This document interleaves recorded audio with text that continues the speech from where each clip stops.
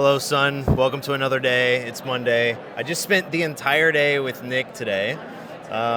Nick, thanks for having me out here. Thanks for coming. Where are we? We're at Bigger Pockets Conference, a real estate investing conference. We're in Orlando, Florida, your hometown.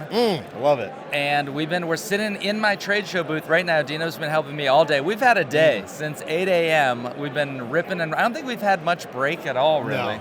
No. It's been nonstop, and Dino has been doing a great job. It's been a lot of fun. I think this might be the most people I've talked to in like a month. It's a lot of people. It's kind of nonstop, by the way. Yeah. We put up a sign that Yes. somebody might not stop, but we said podcast recording. We put up the sign and someone still already came up. They're like, so what are you guys doing over here? Right.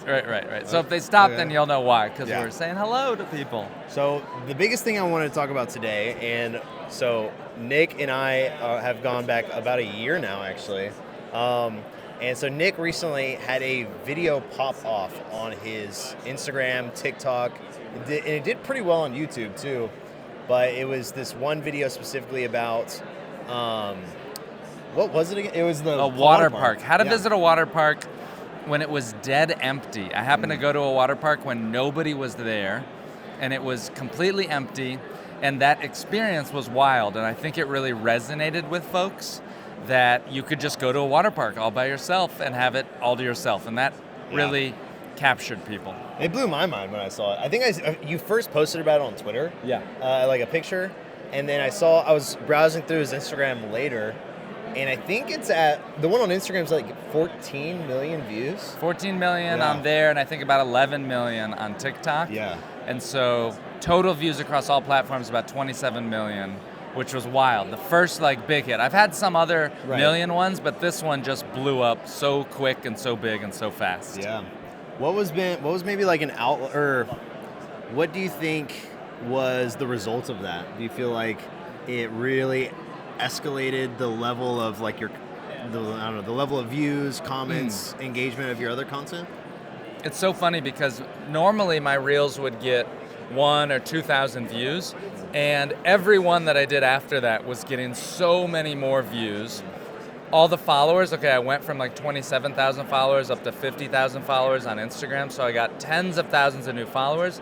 And then some of my other reels after that really popped off. Yeah. And I didn't even plan it. It's not like they were banger reels, they were good content. But I'm doing something interesting now. Now that I had that one popped off and I have a whole new audience, I'm resharing stuff from a year ago that's getting traction again from all these new people. So that is another one that it's just like, it's resurfaced all of this old content that I can share to a new audience. So more visitors, more viewers, more followers, more engagement on my posts, just from that one reel, which was wild.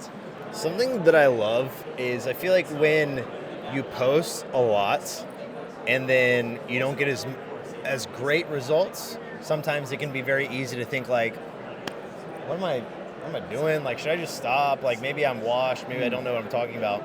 But then when you get the one video that blows up, that pops off, you realize you kind of have one of those out-of-body experiences from the movies, and you see how all of those other videos kind of led up to that.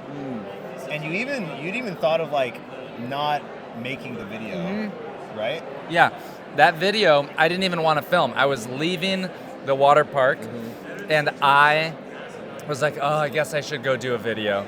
And I was like, oh, fine. I was literally walking to my car, but because I had the muscle memory of filming all these other videos, I knew that I had to make this one because I'd been making so many videos again and again.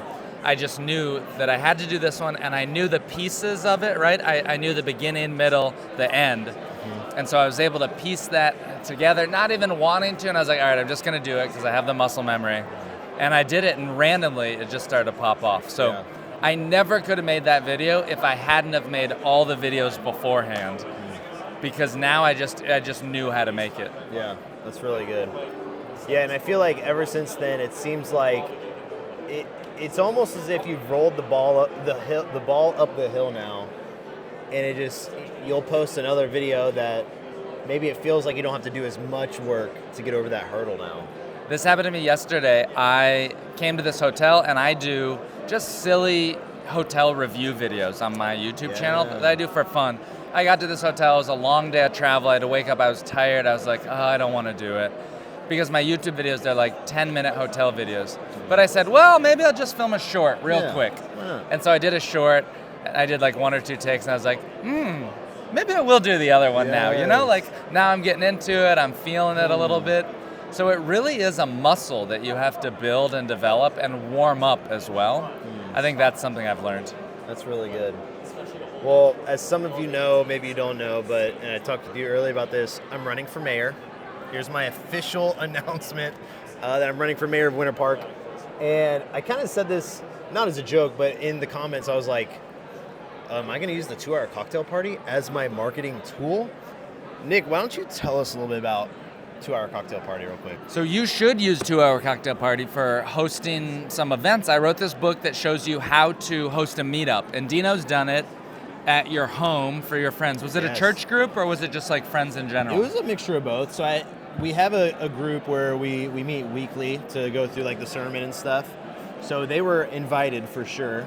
But then I reached out to all my neighbors as well. And I had a few show up and they were stoked. They were like, dude, this is awesome. I love this. So yeah, I've been thinking about it ever since. Like, oh, I should really kind of start that up again because there's really nothing like that going on in my town in Winter Park. You should do it. No comment. I'm going to let you do it when you're ready to do it. That's all I'm going to say. Do another one.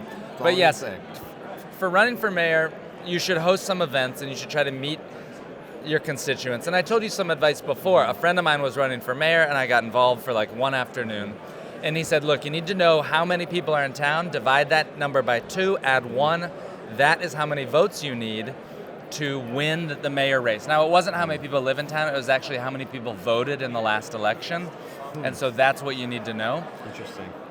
And then you need to think about and be mindful of the groups that you meet up with. Don't again and again try to meet somebody. Don't go to the same groups. Go to small groups, volunteer, say, hey, I'm running for mayor. May I please come to your event for 5 minutes and learn about what's important to your attendees. Now, for your running of this campaign, I think you should find co-hosts in different neighborhoods and areas. That's a good idea. That you can co-host with because you know the framework to host a gathering, you know how to set up the event page, to send the reminder messages, to collect the RSVPs. But you'd get a co-host who will help you bring their friends, bring their people into this. You help run the event, so you do name tags, you can lead the icebreakers. But you'll help them because they want to see their friends. Many people don't host as much as they want to. Yeah. And then you'll get to talk about your campaign for a few minutes and they can ask you questions. It's a good way for you to go out and just meet some new people. That's a good idea. So like finding some other co-hosts to do it. So that way I'm not doing everything on myself either. It's kind of like I'm able to lean on a ton of other people. And hopefully it's at their homes too. Oh, yeah. How cool of an invite would that be? Hey, my friend Dino's running for mayor. We're hosting a party. Kind of epic, actually. Just to meet your future mayor. Oh, yes. And so I think that could be neat. Meet the mayor. I actually love that. That's so cool. Yeah, I definitely have been thinking a lot about that, and I think it's funny because and I want to kind of maybe even tie this into videos, is what fires me up is actually a lot of in-person stuff. Like doing stuff like this, or going to an event, or even meeting random strangers in the park and filming a video with them. I actually walk away from that feeling so much better than if I just filmed a video in my room by myself. And you would think with YouTube or YouTubers and all these people, like, oh, these are these big personality people who probably light up a room, and I'm sure a lot of them do. But it's kind of the same, almost the same thing with acting, film versus production, like in-person stage play. It's like, I realized I don't really enjoy acting on screen as much as I love acting on stage and hearing audience participation and whether the crowd's loving it, hating it, working live with someone on the same scene over and over. Yes. There's all these differences, and so it's interesting that even within content creation, there's that level of difference of like, you might like creating, some people thrive creating in their room, and then they get outside and they clam up. And with other people, it's a flip side. So it feeds off of it, right? Yeah. And so it becomes sort of an engine. Maybe that's for you for hosting these meetups for the mayor. That's a good point. That you start to host and you're like, damn, I can really make a difference. Like I really want to help these people. This park needs to be rehabilitated, whatever it is. I think that's really the best way to do it, to find out like what value can you add, why you as the mayor, and you'll find that through these meet and greets.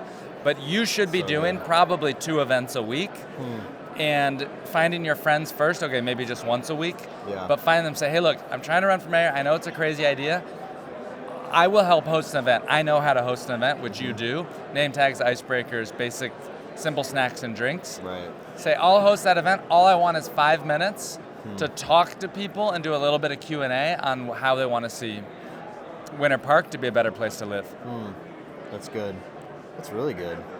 Cool. Well, Nick, that's pretty much what I got. That's all I got. So, awesome. Thanks for having me. Wait a second. What did you notice about this conference? Yeah. Because it's not every day that we go to a trade show, especially in the real estate. Did you meet any interesting people? What would you tell your wife when you go home tonight? What will you tell her that this was like? She's like, Dino, how was this event? What was it like? Yeah. What will you say to her? Oh, that's a good question. I think a big thing that I'll probably share is that being here made me realize that real estate, getting into real estate, because we're at Bigger Pockets, it is real estate centered. It's like, it isn't as, maybe it's not as complicated, or as, the barrier to entry isn't as high as I think it is. Yes. And it also probably reminds me of like, it's probably the case with most other things in life too. Like when you look at this idea of what you want, probably looks more complicated and a little bit more scarier than it actually is. Yeah. But something that was really cool that I will talk about, hey guys, sorry, is getting to meet David Osborne. Yes. That was so cool. That was cool, right? Yeah, that was an awesome opportunity. So there was a huge keynote speaker this morning, and we got to help out and film some behind the scenes video and really just hang out. It was a really neat experience. He spoke to 3,000 people, which was wild. Yeah, and Nick was really smart. He was like, hey, you should try and make him a video. Like, let's make that real quick. So I got to hang out with him. We filmed some shots beforehand. I put it together literally while he was talking. So sorry, David, I didn't really listen to what you said. But I will go back and watch the recordings. But yeah, was able to send it over to Nick so that way, as soon as we were walking out, Nick was like, hey, we made those videos if you want to watch them. And it was really amazing, actually. Yeah. Who else could possibly turn that around in like 45 minutes? It was incredible, and I think that's a mind-blowing experience when somebody sees that immediately and they have content. Yeah. And I think that's kind of like what makes or breaks a lot of people. And that's at least a big thing that I learned throughout this whole entrepreneurial journey of starting my own business was like, people really appreciate and are impressed by speed. Like if you can do things fast, you will always stand out. Even maybe if it's not like 100%, like there could probably be someone who makes a better video than me, but it might take them a day or 2 days. Yes. Where because I was able to just 80%, maybe 80% to the level I could make it, but it was faster. Yes. We got it done. So yeah, so thanks for hooking me up with that opportunity, Nick. Thanks for coming today. This has been such a fun adventure. Yeah. It's neat to document it too. For sure. All right, well that's pretty much it. We can shake hands on screen so it looks professional. Let's do it. Cool. Thanks, Nick. Nice to hang today. All right. I love you.